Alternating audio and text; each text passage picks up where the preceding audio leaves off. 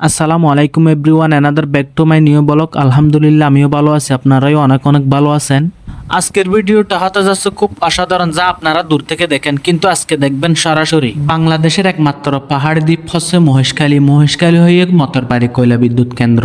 এই কয়লা বিদ্যুৎ কেন্দ্র অনেক দূর থেকে দেখা যায়, কিন্তু সম্পূর্ণরূপে দেখতে চাইলে ভিডিওটা শেষ পর্যন্ত দেখেন। তাই আর দেরি না করে সকালে ঘুম থেকে উঠে ফ্রেশ হয়ে নাস্তা করে নিলাম। নাস্তা খাইতেছি মুরগি আর বাজি রুটি। এরপরে কয়লা বিদ্যুৎ কেন্দ্র ঘুরে দেখতে চাইলে সর্বপ্রথম একটা গাড়ি নিতে হবে, কারণ কয়লা বিদ্যুতের এরিয়াটা অনেক বড়।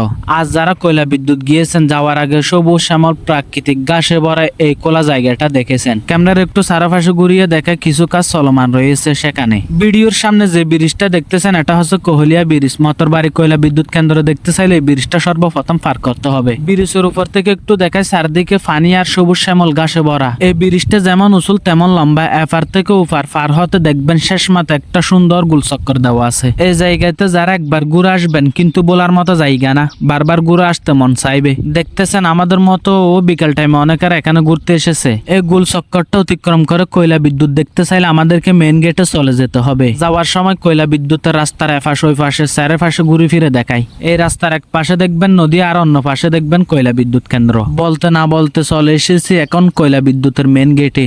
আজকের ওয়াদার একটু খারাপ হওয়াতে আকাশ মেঘলা মেঘলা আসছে। যাই হোক, মেইন গেট থেকে কয়লা বিদ্যুৎ একটু ঘুরে ফিরে দেখাই। এই মেইন গেটে আসলে দেখবেন বিকাল টাইমে শত শত মানুষ এখানে ঘুরতে আসে কয়লা বিদ্যুৎ কেন্দ্রে।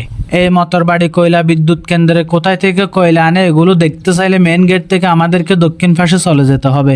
যাওয়ার সময় আপনাদেরকে কয়লা বিদ্যুতের এরিয়াটা একটু ঘুরে ফিরে দেখাই। কিন্তু কয়লা বিদ্যুতের এরিয়াটা শুরু থেকে শেষ পর্যন্ত গাড়ি নিয়ে ঘুরলে 20 থেকে 30 মিনিট লাগবে। এই কয়লা বিদ্যুতের লাইটগুলো দূর থেকেও যেভাবে দেখা যায়, কাছে থেকেও সেভাবে দেখা যায়। এই কয়লা বিদ্যুৎ কেন্দ্রে মেইন গেট দিয়ে অথবা কোনো দিক দিয়ে ভিতরে ঢুকতে পারবেন না। তাই যারা বাহির থেকে কয়লা বিদ্যুৎ কেন্দ্রে ঘুরতে যাবেন, তাদের জন্য কয়লা বিদ্যুতের চারপাশে রাস্তা দেওয়া আছে। বলতে না বলতে চলে আসলাম কয়লা বিদ্যুতের দক্ষিণ পাশে দাঁড়িয়ে দেখবেন পশ্চিম পাশে বঙ্গোপসাগর। আপনারা এখন যে জাহাজটা দেখতেছেন, এটা হচ্ছে কয়লার জাহাজ।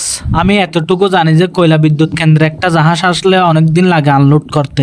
আর কয়লা বিদ্যুতের পশ্চিম পাশে দেখতে পারবেন সাগর আর সাগর। এই কয়লা বিদ্যুৎ কেন্দ্র যেমন দিনেও দেখতে সুন্দর, তেমন রাতেও সুন্দর। এই সুন্দরগুলো উপভোগ করতে আপনারাও চলে আসেন। আর এটা হচ্ছে কয়লা বিদ্যুতের মেন সাইনবোর্ড। আপনাদেরকে কয়লা বিদ্যুতের রাতের এবং দিনের দৃশ্যগুলো দেখিয়ে দিয়েছি। কেমন লাগছে কমেন্ট বক্সে জানাবেন। মতরবাড়ি মহেশখালী পাশাপাশি হাওয়াতে আরেকটা জায়গাতে আপনাদেরকে নিয়ে যাচ্ছি। বাংলাদেশের একমাত্র এলএমজি তরল গ্যাস ইয়ান তো মহেশখালী। ইয়ানোর মাঝে গ্যাস সিন কি করিব মজুত করে রাখিব এবং বিভিন্ন গ্রামগঞ্জ এবং টাউনের মাঝে কি দিব এর তার লেন্স সাপ্লাই দিব। অনারা রাতের বেলা এলএমজি গ্যাস সান সারিমিকে তুমি ক্যামেরার গোড়াগাড়া দেখাই দির। যদি আপনারা ভিডিওটা শেষ পর্যন্ত দেখে ভালো লাগলে শেয়ার করবেন, ধন্যবাদ। এবং পেজটি ফলো দিয়ে রাখতে ভুলবেন না।